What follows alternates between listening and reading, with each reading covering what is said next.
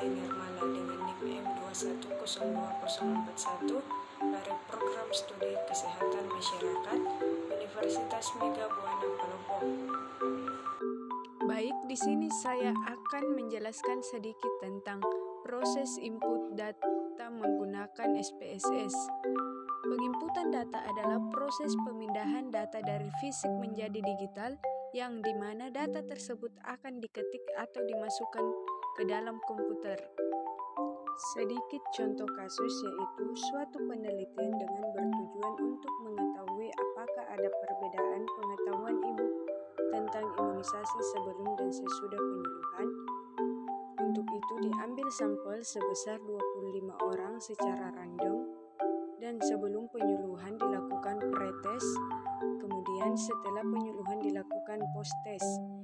Data hasil penelitian seperti terlihat pada tabel 1. Tabel 1 hasil pengetahuan ibu tentang gizi sebelum dan sesudah penyuluhan.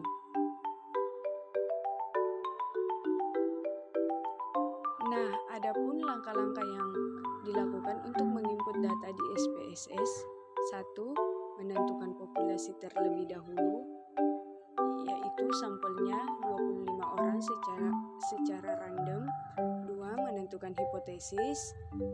HO-nya itu tidak ada perbedaan pengetahuan ibu tentang gizi sebelum dan sesudah penyuluhan. HA-nya itu ada perbedaan penyuluhan ibu tentang gizi sebelum dan sesudah penyuluhan. Ketiga, menentukan uji statistik. Keempat, menentukan jenis sampel yang digunakan, yaitu sampel berpasangan. 5. Menentukan skala variabel, yaitu skala interval yang digunakan. 6. Buka SPSS lalu masukkan data di atas kolom. Ketujuh, masukkan data di variabel view, lalu input data sesuai variabel sebelum dan sesudah.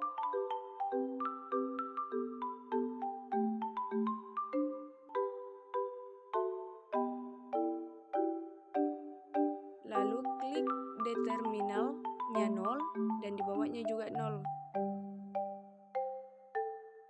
8. Setelah itu masukkan data sebelum dan sesudah.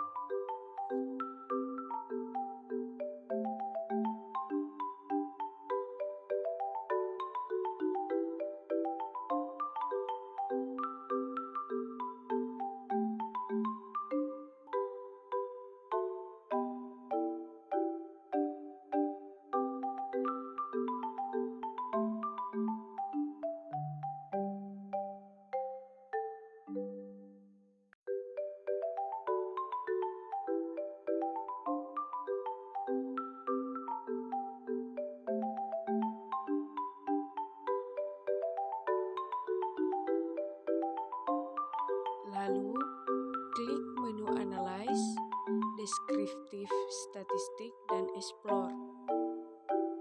9. Untuk variabel sebelum dan sesudah, pindahkan ke kotak Dependent List dengan klik tanda panah ke kanan, lalu klik Plot, kemudian contreng Normality Plot with Text. Setelah itu, klik Continue, lalu OK.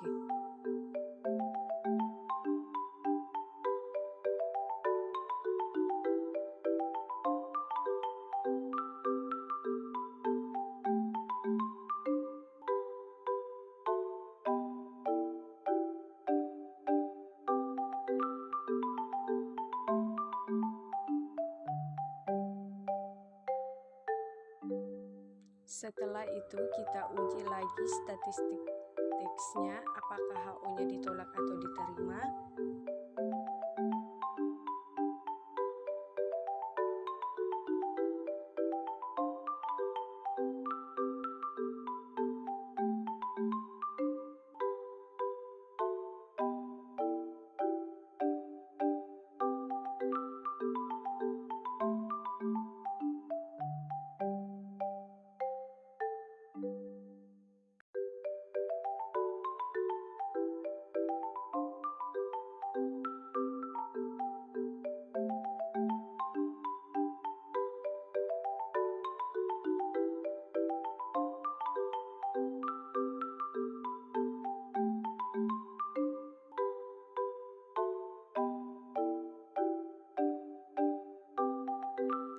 Berdasarkan output pada tabel teks statistik tes, diperoleh nilai Z sama dengan min 2,670 dan nilai P-nya 0,008 lebih kecil dari 0,05, maka HO-nya ditolak.